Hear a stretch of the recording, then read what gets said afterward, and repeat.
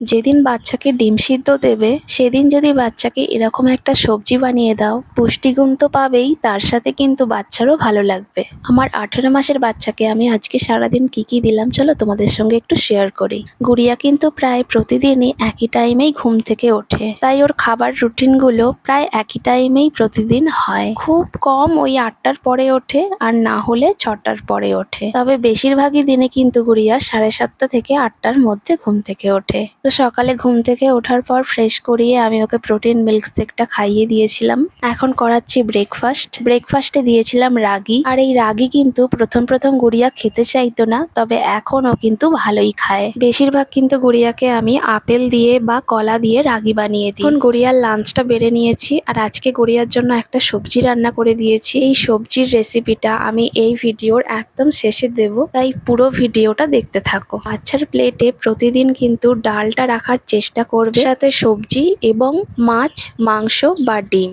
আর এই তিনটের মধ্যে যদি কোনোদিন কিছু না থাকে তাহলে কিন্তু বাচ্চার প্লেটে সয়াবিন, পনির বা টোফু অ্যাড করতে পারো। আর আজকে ইভিনিং এ গুড়িয়াকে বানিয়ে দিয়েছিলাম দুধ সুজি। যেহেতু সন্ধ্যাবেলা, তাই এর মধ্যে আমি আর কোনো বাদামের গুঁড়ো দিইনি। সন্ধ্যাবেলা কিন্তু বাচ্চাকে কোনো রকম বাদামের গুঁড়ো বা ফল খাওয়াবে না, কিন্তু বাচ্চার পেটে অতিরিক্ত গ্যাস সৃষ্টি হতে পারে। আর আজকে রাতে গুড়িয়াকে বানিয়ে দিয়েছিলাম ডালিয়ার খিচুড়ির মধ্যে সজনে ডাঁটাও দিয়েছিলাম। এইভাবে কিন্তু তোমরা সজনে ডাঁটা বাচ্চাকে খাওয়াতে পারো। 7 মাসের পর থেকেই কিন্তু বাচ্চাকে এটা খাওয়াতে পারো। এই সজনে ডাঁটায় কিন্তু প্রচুর পরিমাণে ক্যালসিয়াম থাকে, যা বাচ্চার হাড় মজবুত করতে সাহায্য করে। এবারে চলো গুড়িয়ার জন্য যে সবজিটা বানাবো সেটার রেসিপি তোমাদের সঙ্গে শেয়ার করি। ঢেঁড়সে কিন্তু প্রচুর পরিমাণে পেকটিন নামক আঁশ থাকে, যা বাচ্চাদের হজম প্রক্রিয়াকে স্বাভাবিক করতে সাহায্য করে। চিচিঙ্গাতে থাকে 90%ই জল, তাই এটা বাচ্চাদের খাওয়ালে ডিহাইড্রেশন থেকে কিন্তু অনেকটা মুক্ত দেবে। এছাড়া বাচ্চার যদি কখনো জ্বর হয়, এই চিচিঙ্গা খাওয়ালে কিন্তু বাচ্চার তাপমাত্রা নিয়ন্ত্রণে সাহায্য করবে। মিষ্টি আলুতে রয়েছে কার্বোহাইড্রেট, যা বাচ্চাদের ওজন বৃদ্ধি করতে সাহায্য করে। সাথে আমি কিছু বড়িও নিয়েছি।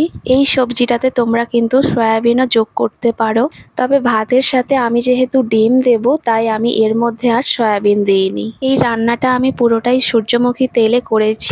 কড়াতে সূর্যমুখী তেল দিয়ে আমি বড়িটাকে ভেজে নিয়েছি। তারপর আবার 1 চিমটি তেল দিয়ে আমি পেঁয়াজটাকে হালকা ভেজে নিয়ে তার মধ্যে দিয়েছি এলাচ, আর তার মধ্যে সব সবজিগুলোকে দিয়ে হালকা নাড়াচাড়া করে জল ঢেলে দিয়েছি। তারপরে দিয়েছি 1 চিমটি নুন, 1 চিমটি হলুদ গুঁড়ো, অল্প একটু গোলমরিচ গুঁড়ো, অল্প একটু জিরে গুঁড়ো। বড়িগুলো দিয়ে সবজিগুলো ভালোভাবে সিদ্ধ করে নিলেই কিন্তু রেডি হয়ে যাবে।